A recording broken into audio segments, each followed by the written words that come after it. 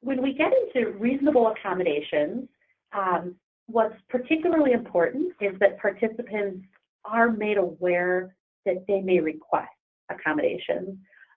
Oftentimes, people who do require some type of accommodation will not request it, and if only asked, do you need a reasonable accommodation, may say no.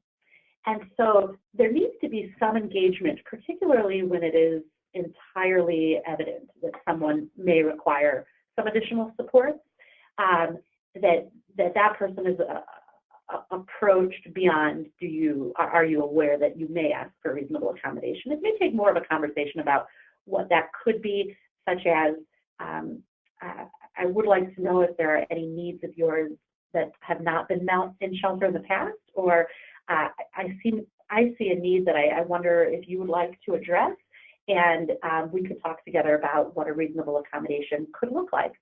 There is a specific form, and the expectation is that the emergency shelter or interim housing program will help the person to complete the accommodation form. It's not required that the individual is able to write it out themselves. If they're not able to, perhaps they could speak it and someone could write for them, or in other words, there may need to be reasonable accommodations in the process of completing the form. The form is both one of the handouts and also included in the 504 packet.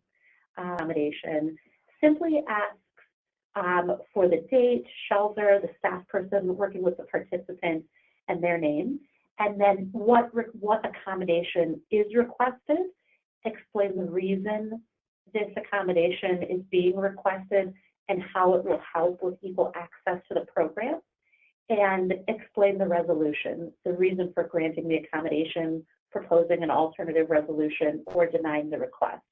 So the participant is expected to be engaged in the first two questions. What is it that they would like to see happen, and why? Again, they do not need to disclose their actual disability, simply a need that's not being addressed and how an accommodation will support inclusion. Once that piece is completed, the shelter would look to see how can we resolve this accommodation. It might be that a plan is very obviously taking hold as you are filling out this form, and that the staff member and participant are able to come up with a resolution that works very well for the shelter and the participants. It might be that in your program you have a policy where all reasonable accommodations come to a particular manager or involve another staff member in addition to the staff member supporting the person with their request. It might be that it does not seem reasonable to the shelter, and there needs to be some conversation about if the resolution is a denial, how can this person still be supported either at the shelter or in a different location, so that maybe this particular accommodation isn't possible, but a different type of accommodation might be. But essentially, this is the form that you would want to put this in writing. So just as an example, if you are already, let's say, working with a person who's vision impaired in your program, and you have found ways to accommodate them, you would want to go ahead and document that. And at this point, if it wasn't documented before, you could document now and share. In the past, we have been accommodating in this way, but you definitely would want to have something on file that shows you are making a reasonable accommodation for this person who's impacted by a disability. These are forms that DFSS can request, and I understand perhaps does request twice a year. And so we'll make sure there's a bit more follow-up on that in an email we send after. But in the meantime, you would just want to have this in the person's file. And so we wanted to highlight this is the form we're speaking of. The second handout beyond the PowerPoint is the actual longer document of policies for delegate agencies to ensure accessibilities for people impacted by a disability in a DFSS-funded shelter.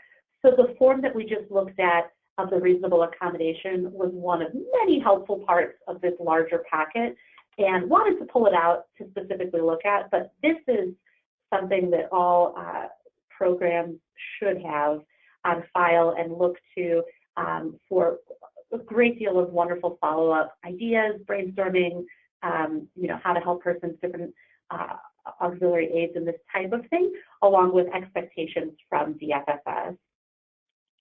So just wanted to highlight that if you're multitasking, please look at that.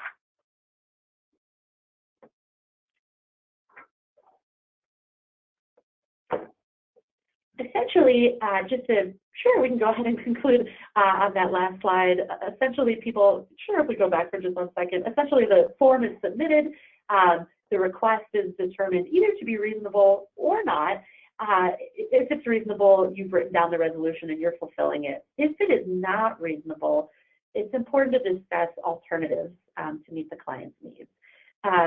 So, for example, it may not be reasonable to help a person out of bed and to the bathroom. It may be an expectation of your program that people are able to do so or are able to bring in a resource to do so. But if that is the case, that's not reasonable, when you're proposing alternatives, you might find that this person in your shelter has befriended another participant who is able to help and may even be happy to help. And you might suggest that this person who does help you get out of bed, and then perhaps in exchange you are offering a service to this person as well. There may be or simply friendship. That might be the resolution. It's really important to keep the record of the request and the accommodation. So if you are already doing something, just to go ahead and write that down so that when DFSS requests your evidence or verification that you're making these accommodations, that it's also in writing.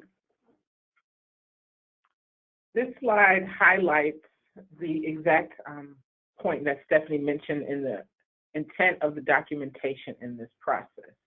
And so you'll see in this workflow the particular questions that you can ask an individual who is looking to fill out a reasonable accommodation and what steps you should take as a staff. And so you'll see the 2 questions mentioned earlier. Do you have a disability that might make it harder for you to stay in this shelter or take advantage of any other services?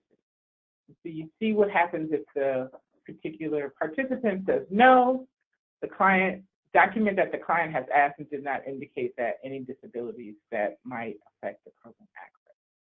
You see the second question, what do you need to be able to use the shelter or its program, and how is that related to your disability? And also what to do if the person answers yes or no. So this particular workflow is also included in your packet, but we just want to highlight what those steps are. I think the important takeaway, as Stephanie mentioned earlier, is to make sure that you're clear on where the points in the process are that you need to document and how that delegate agency staff can be creative in those conversations, and then make sure that all parties are clear on these steps